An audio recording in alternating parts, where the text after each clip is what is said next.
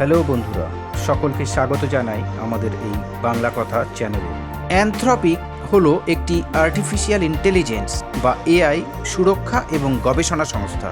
সেই সংস্থার প্রধান বিজ্ঞানী জ্যারেড কাপলান বলেছেন, আর্টিফিশিয়াল ইন্টেলিজেন্স বা কৃত্রিম বুদ্ধিমত্তা আগামী 3 বছরের মধ্যে অধিকাংশ হোয়াইট কলার জব বা সাদা কলারের যে চাকরিগুলি আছে সেগুলি রিপ্লেস বা প্রতিস্থাপন করে দেবে।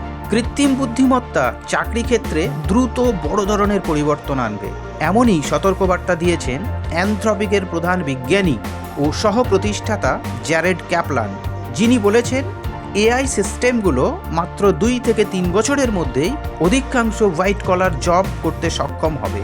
আর্টিফিশিয়াল ইন্টেলিজেন্স বা এআই রোবট, এরা মানুষ এখন যে জবগুলো করছে, যে চাকরিগুলো করছে, সেই সমস্ত জবগুলি আর 2 থেকে 3 বছরের মধ্যে রোবট বা এআই মেশিন করতে পারবে। British daily newspaper the গার্ডিয়ানকে দেওয়া সাম্প্রতিক এক সাক্ষাৎকারে বিজ্ঞানী ক্যাপলান উল্লেখ করেছেন যে এআই এর দ্রুত অগ্রগতি আমাদেরকে এমন এক ভবিষ্যতের দিকে নিয়ে যাবে যেখানে মেশিন মানব চাকরিজীবীদের দ্রুত ছাড়িয়ে যেতে পারে, বেশি চিন্তা শক্তি প্রদর্শন করতে পারে এবং শেষ পর্যন্ত এখনকার এআইগুলি তাদের নিজেদের উত্তরসূরি এআই তৈরি করতেও সক্ষম হবে।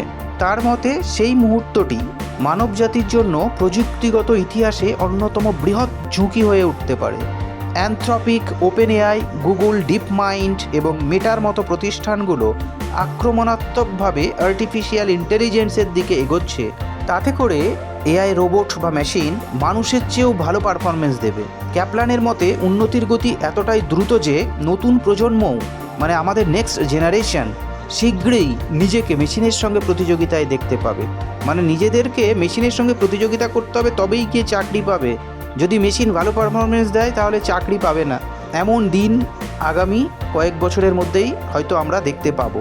তিনি দ্য গার্ডিয়ানকে দেওয়া সাক্ষাৎকারে বলেন, আমার 6 বছর বয়সী ছেলে কখনোই কোনো একাডেমিক কাজে, যেমন ধরো প্যারাগ্রাফ লেখা, আর্টিকেল, প্রবন্ধ লেখা বা গণিত পরীক্ষা দেওয়া, কৃত্রিম বুদ্ধিমত্তার চেয়ে ভালো হতে পারবে না।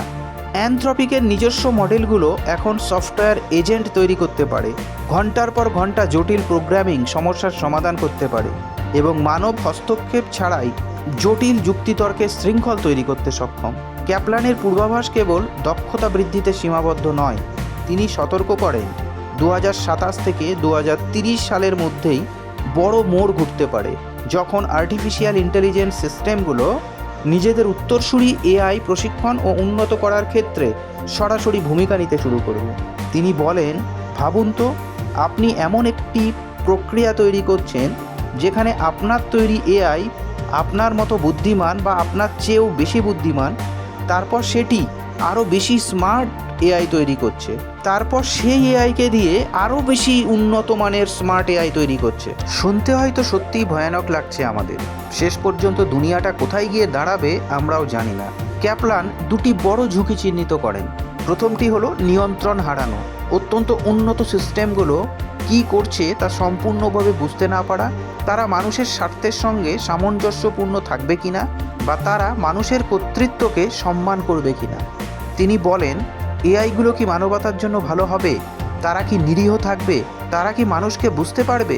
তারা কি মানুষকে তাদের জীবন ও বিশ্ব সম্পর্কে নিজের ক্ষমতা বজায় রাখতে দেবে? দ্বিতীয় ঝুঁকিটি হলো অপব্যবহার। শক্তিশালী এআই ভুল মানুষের হাতে পড়লে পরিণতি ভয়াবহ হতে পারে বলে ক্যাপলার সতর্ক করেন। তিনি বলেন, আপনি হয়তো কখনো কল্পনাও করতে পারবেন না, ধরুন এমন কোনো মানুষ সিদ্ধান্ত নিল যে এমন একটি এআই বা এমন একটি রোবট তৈরি করা হলো যেটা আমার দাস হবে, মানুষের দাস হবে এবং মানুষ তাকে ইচ্ছে মতো যা খুশি করাতে পারবে তাকে দিয়ে। আজ আমরা এমন এক সন্ধিক্ষণে দাঁড়িয়ে আছি যেখানে কৃত্রিম বুদ্ধিমত্তার বিস্ময় যেমন নতুন সম্ভাবনার দরজা খুলে দিচ্ছে, তেমনি অজানার অন্ধকারেও আমাদের এগিয়ে নিয়ে যাচ্ছে। জ্যারেড ক্যাপলানের সতর্কতা আমাদের মনে করিয়ে দেয়, এআই কেবল একটি প্রযুক্তি নয়, এটি মানব সভ্যতার ভবিষ্যৎ নির্ধারণকারী শক্তি। আগামী কয়েক বছরের মধ্যেই যেসব পরিবর্তন আসতে পারে তা আমাদের কাজের ধরন, সামাজিক কাঠামো, এমনকি মানবিক মূল্যবোধকেও নতুন প্রশ্নের মুখোমুখি দাঁড় করাবে। তাই এখনই সময় আমরা যেন অগ্রগতির স্রোতে ভেসে না গিয়ে দায়িত্বশীলতার দৃষ্টি নিয়ে ভবিষ্যৎকে গড়ে তুলি। উন্নত এআইকে মানবতার সহযাত্রী করতে হলে প্রয়োজন সুরক্ষা, নৈতিকতা, স্বচ্ছতা এবং দীর্ঘমেয়াদী দৃষ্টিভঙ্গি। কারণ প্রযুক্তি যতই শক্তিশালী হোক, তার লক্ষ্য হতে হবে মানুষের কল্যাণ। শেষ পর্যন্ত এআই এর ভবিষ্যৎ কেমন হবে তা নির্ভর করছে কেবল মেশিনের বুদ্ধিমত্তার উপর নয়, বরং আমাদের সিদ্ধান্ত, আমাদের দূরদর্শিতা এবং আমাদের মানবিকতার উপর, যেখানে মানুষ ও মেশিন একসঙ্গে মিলে গড়ে তুলবে আগামী পৃথিবী। অসংখ্য ধন্যবাদ। সুস্থ থাকবেন, ভালো থাকবেন।